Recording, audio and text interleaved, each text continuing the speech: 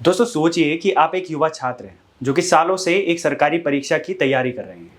लेकिन जब परीक्षा का समय आता है तब आपको पता चलता है कि परीक्षा स्थगित कर दी गई है। जैसे तैसे करके पेपर होता है और उसके परिणामों का इंतज़ार आप कर रहे होते हैं।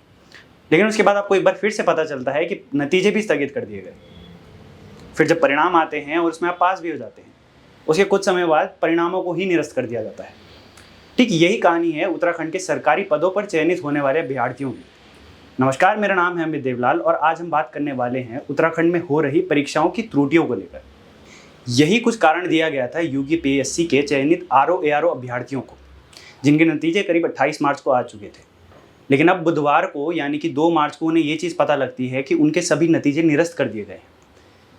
कारण ये दिया जाता है कि उनमें कुछ तकनीकी त्रुटियां पाई जाती हैं। ये कुछ नई बात नहीं है आरओ अभ्यर्थियों के लिए, क्योंकि इससे पहले भी इन परीक्षाओं को स्थगित कर दिया गया था। इसका कारण था नगर निकाय चुनाव। लेकिन इस तरीके से परीक्षाओं को रद्द करना और उनको स्थगित कर देना पहली बार नहीं हो रहा है। इससे पहले भी इस तरीके की चीज़ें होते आई है।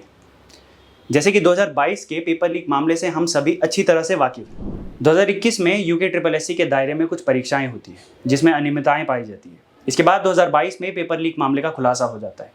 इसके तहत 3 परीक्षाओं को रद्द भी कर दिया जाता है। इसमें मई के महीने में हुई ग्रेजुएट स्तर की, जुलाई के महीने में हुए वन रक्षक और सितंबर के महीने में हुई सचिवालय सिक्योरिटी गार्ड की परीक्षाएं शामिल होती हैं। सभी लीक हुई परीक्षाओं के पेपर 12 से 15 लाख रुपए की कीमत पर नीलाम कर दिए जाते हैं और इस सब के खुलासे के बाद 50 से अधिक आरोपियों को गिरफ्तार भी कर लिया जाता है। इसमें खुद यूपीपीएससी के अधिकारी भी मौजूद होते हैं और इस सब के बाद नकल विरोधी कानून भी पूरे प्रदेश में लागू कर दिया जाता है। हालांकि ये लड़ाई इतनी आसान नहीं थी। इन सभी मामलों को उजागर करने के लिए प्रदेश के अंदर कई आंदोलन किए जाते हैं और इन आंदोलनों के बाद ऐसा लगता है कि आंदोलनों पे कोई रोकथाम ही नहीं है, क्योंकि एलटी अभ्यर्थियों को भी कभी परिणामों को लेकर तो कभी नियुक्तियों को लेकर आंदोलन करने पड़ते हैं। अगस्त 2024 में हुई इस परीक्षा का परिणाम 2025 की शुरुआत तक सुस्त रफ्तार के कारण लटका रहता है, जिसके कारण देहरादून में कई आंदोलनों का आगाज होता है।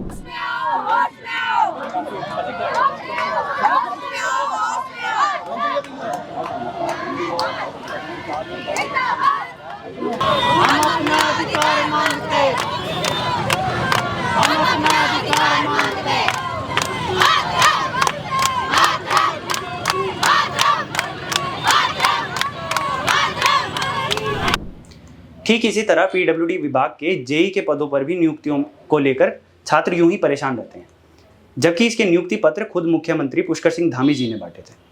इसके बाद भी विभाग पर कुछ खास असर होता हुआ नजर नहीं आता। पॉलिटेक्निक लेक्चरार के भी कुछ ऐसे ही हाल थे। मार्च 2022 से 2023 में होने वाली इस परीक्षा को भी स्थगित कर दिया गया था, जो कि 2025 तक यूं ही लटकी रही।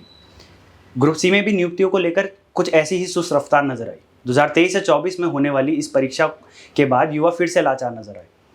2025 तक लटके रहने के बाद भी युवा नियुक्ति पत्रों का इंतजार ही करते रहे।